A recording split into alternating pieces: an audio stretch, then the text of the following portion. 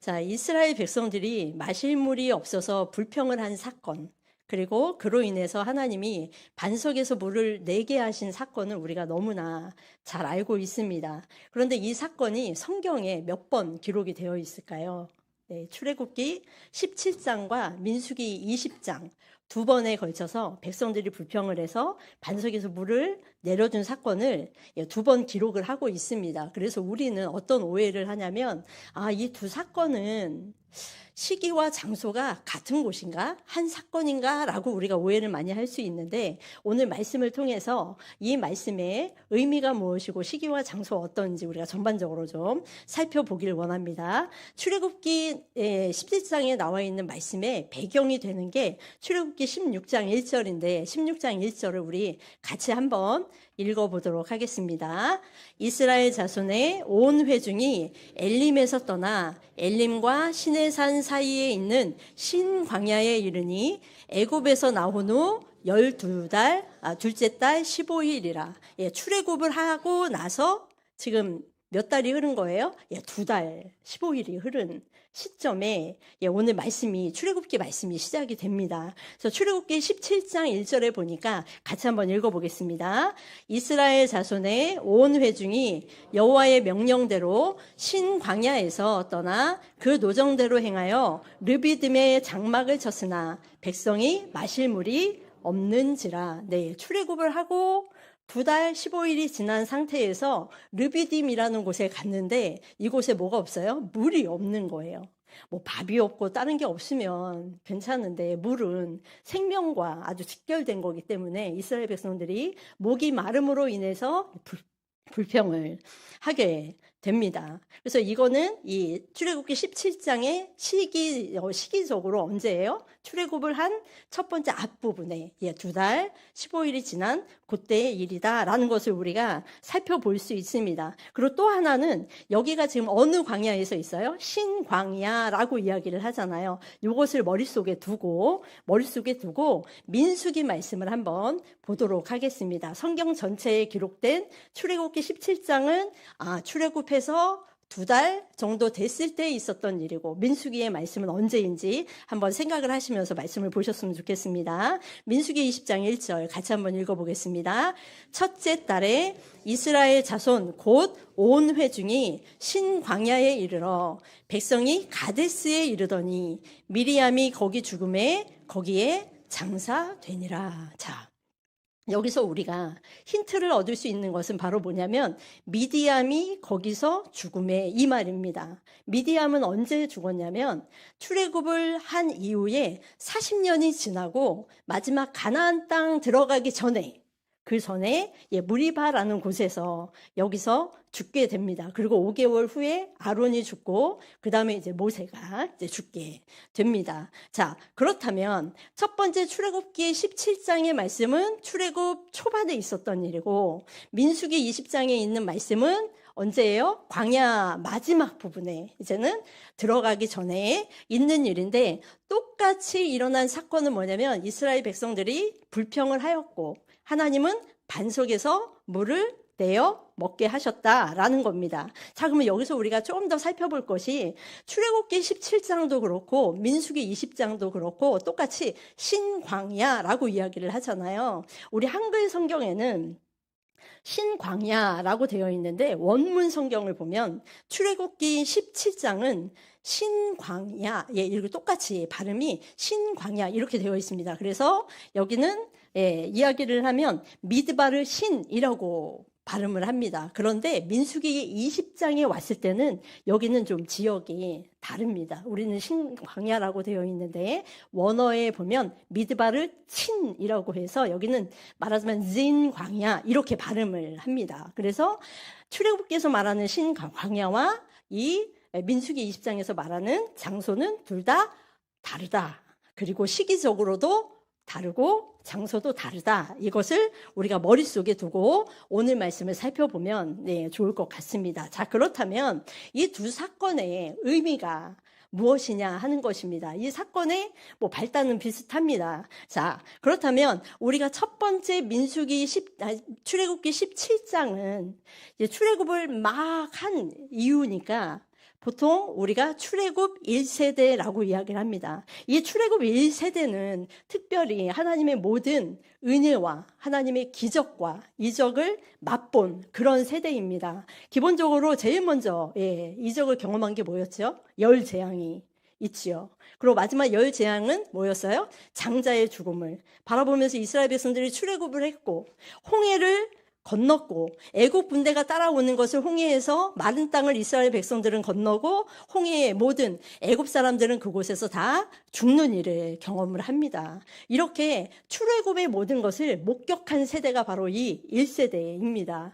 이렇게 많은 것을 경험했음에도 불구하고 하나님의 은혜와 기적을 경험했음에도 불구하고 광야에서 목이 마른 이러한 상황에 처했을 때 이스라엘 백성들은 성경에 보니까 뭐라고 이야기해요? 모세에 대하여 원망하여 여호와 하나님을 시험하였다라고 이야기를 합니다. 이처럼 이스라엘 백성들은 하나님의 이적과 경험을 봤음에도 불구하고 하나님을 저버린 그러한 세대가 바로 이 1세대였습니다. 자, 그러면 시간이 이제 민수기로 갑니다. 민수기로 갈 때까지는 세월이 지금 몇 년이 흘러요? 40년이 흐르잖아요. 자, 40년이 흐르는 동안에 하나님께서는 어떻게 이스라엘 백성들을 인도하시냐면 이 백성들을 가데스 바네아에서 10명의 정탐꾼의 불신앙으로 인해서 1세대는 모두 다 광야에서 죽게 될 거다라고 이야기를 합니다. 여기서 말하는 1세대는 20세 이상의 모든 사람을 이야기를 합니다.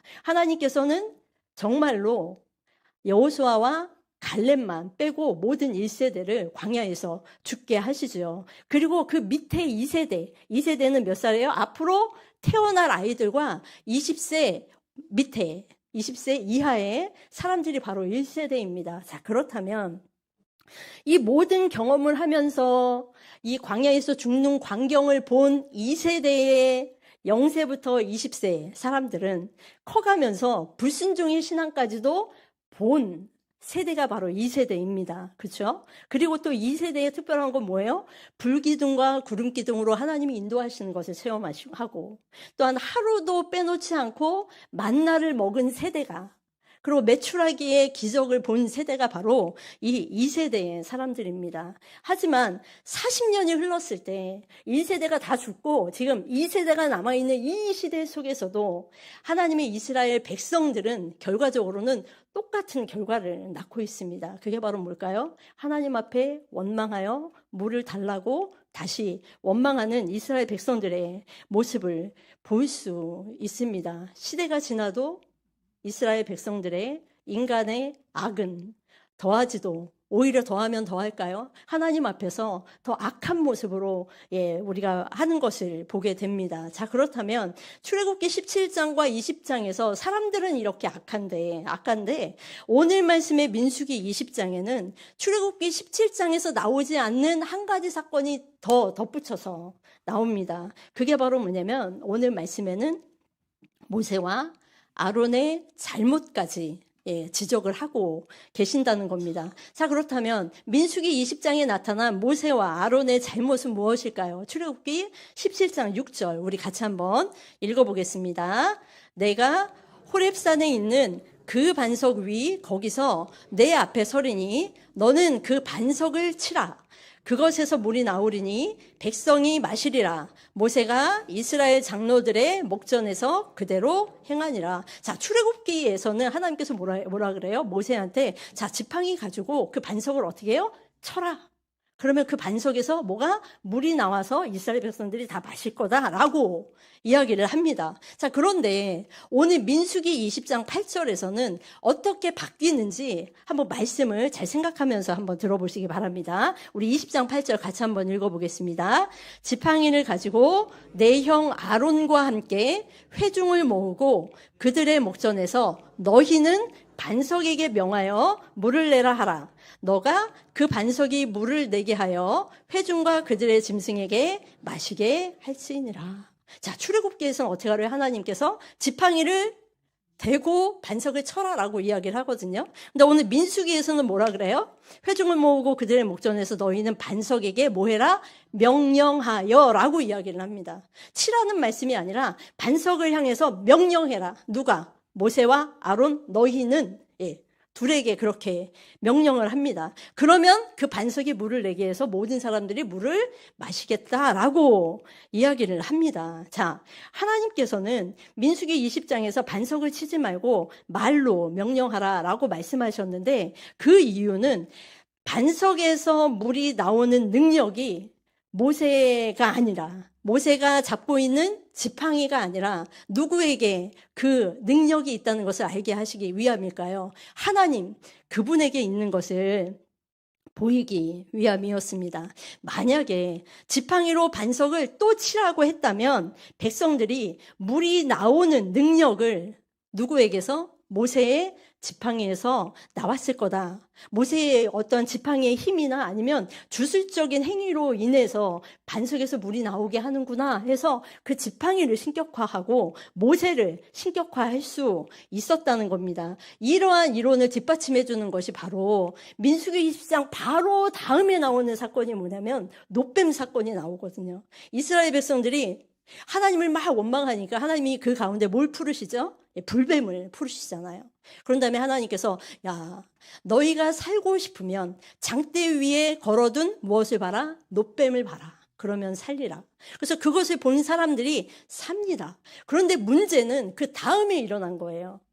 이 놋뱀을 봤던 사람들이 하나님의 능력에 의지해서 살아가는 게 아니라 그 다음부터 장차 700년 이후 히스기야 왕 때까지 이스라엘 백성들이 뭐를 신으로 섬길까요? 놋뱀을.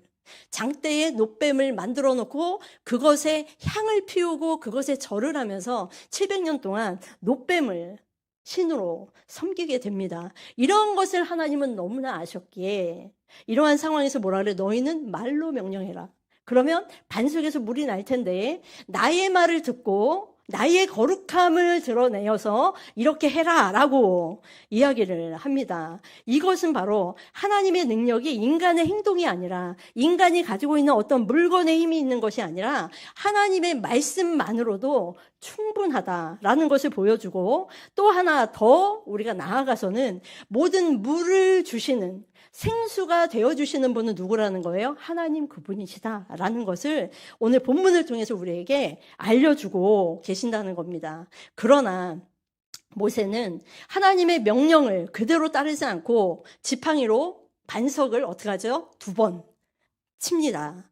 그의 행동은 하나님의 명령을 어긴 것이었고 결과적으로 반석에서 물이 솟는 일이 하나님의 능력이 아니라 마치 자신의 능력과 지팡이의 힘으로 이루어진 것처럼 자신을 드러내 보이게 했습니다. 그래서 10절에 보면 뭐라고 쓰여 있냐면 우리가 너희를 위하여 이 반석에서 물을 내랴 라고 이야기를 합니다. 반석에서 물을 내시는 분은 누구예요? 하나님이시잖아요. 그런데 여기에 주어를 우리가 라고 이야기해서 자신과 아론이 마치 물을 내는 사람인 것처럼 히브리 원어에는 본인들을 주어로 설명을 해주고 있습니다. 그의 말과 행동은 결국 백성의 시선을 하나님에게서 사람에게로 돌려버린 그래서 그러한 사건이었습니다. 그래서 하나님께서는 이렇게 말씀하십니다. 민수기 20장 12절 우리 같이 한번 읽어보겠습니다.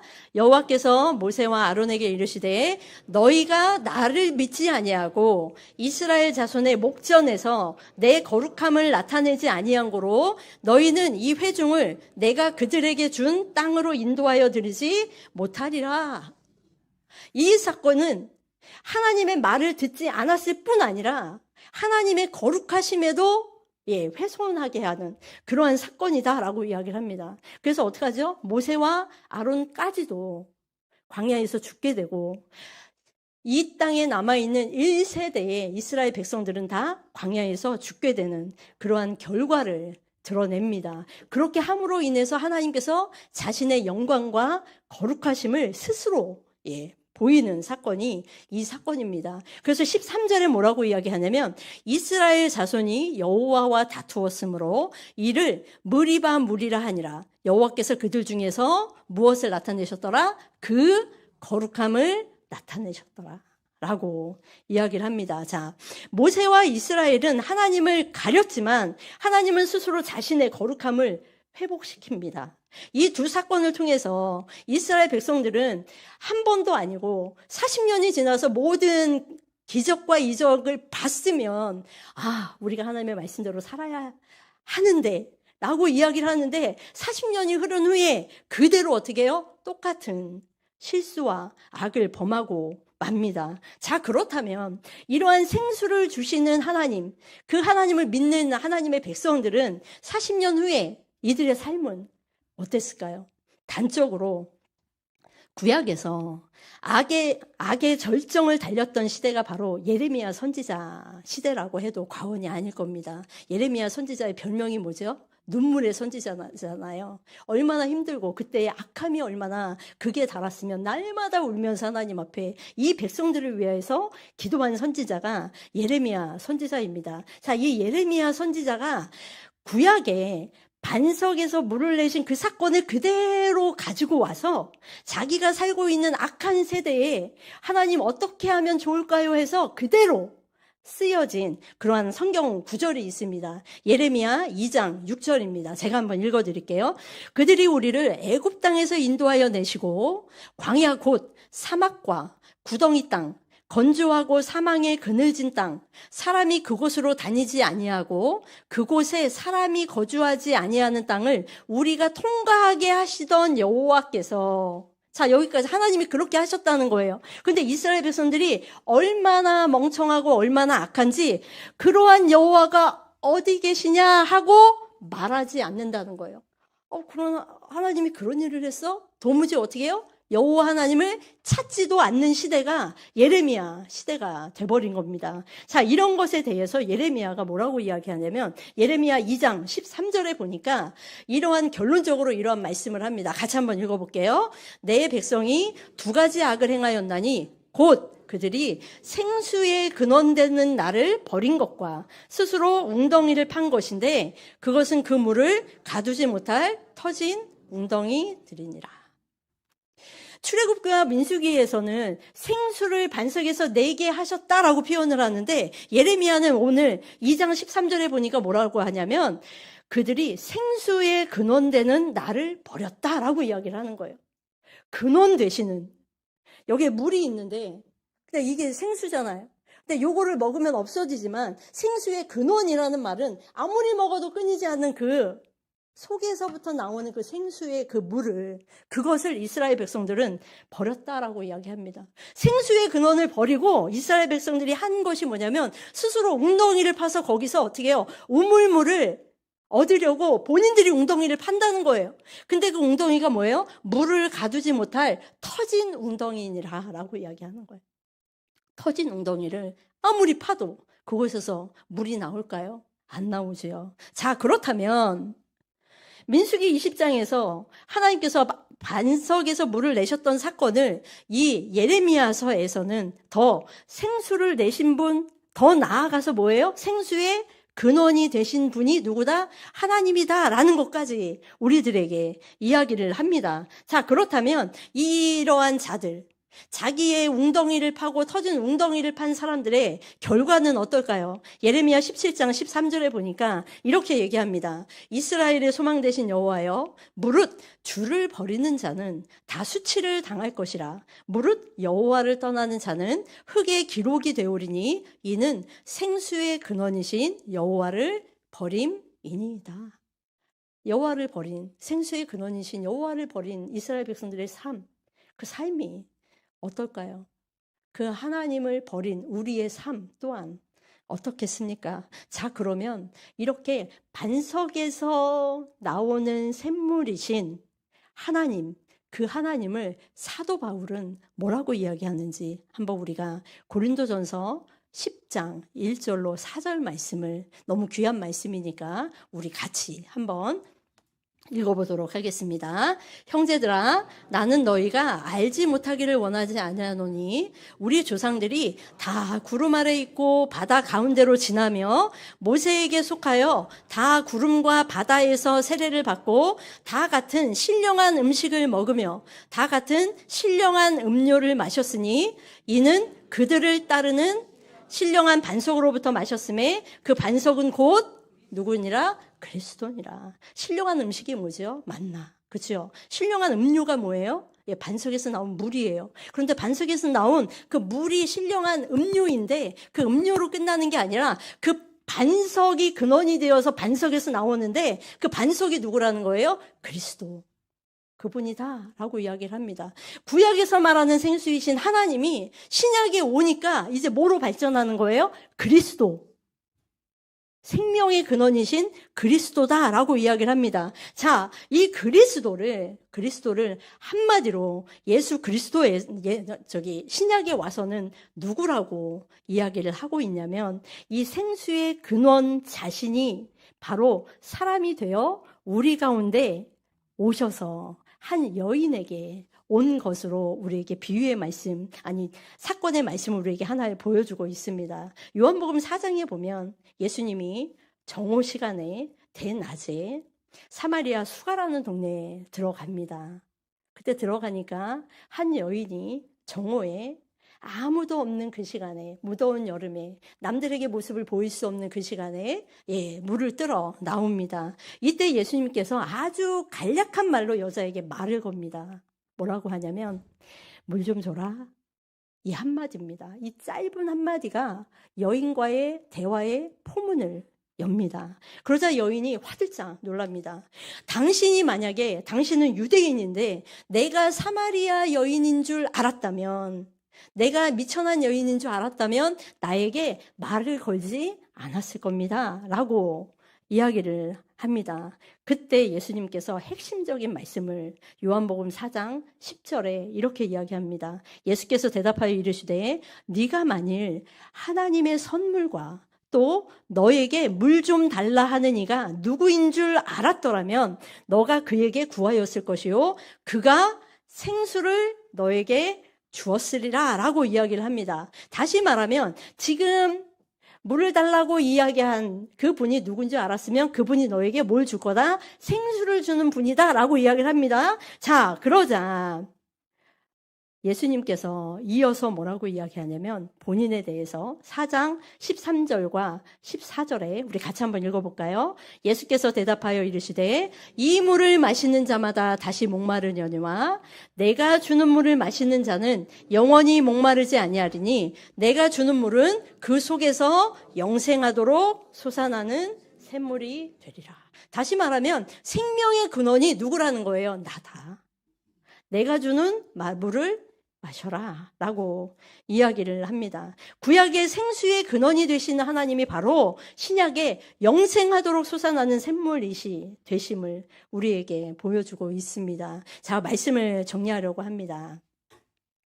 광야에서 반석에서 생수를 내신 하나님은 예레미야 시대에는 생수의 근원으로 묘사가 되어 있습니다. 그리고 바울에게는 신령한 반석 되신 그리스도로, 그리고 요한복음에서는 생수의 근원이 되신 분이 바로 누구다? 예수 그리스도다라고 점진적으로 예수 그리스도의 사역과 예수 그리스도의 자기 계시를 하나님 되심을 우리에게 보여주고 있습니다. 그러므로 우리가 붙들어야 할 결론은 딱 하나입니다. 무엇일까요?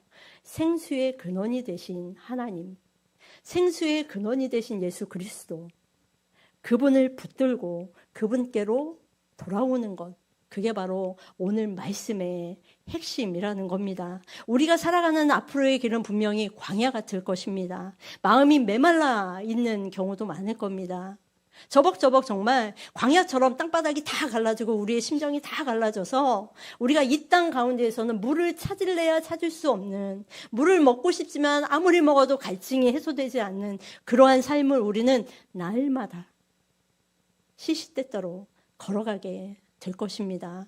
우리 사랑하는 숙인의 성도 여러분, 그렇게 우리의 마음이 메말라가고 우리의 혓바닥이 메말라갈 때 어디서 생수의 근원을 찾으시겠습니까? 세상에서 주는 것은 모두 다 생수입니다. 하지만 우리는 생수가 아니라 그 생수의 근원을 찾아서, 근원을 쫓아서 살아가는 우리 성도님들이 되시기를 예수님의 이름으로 부탁드립니다.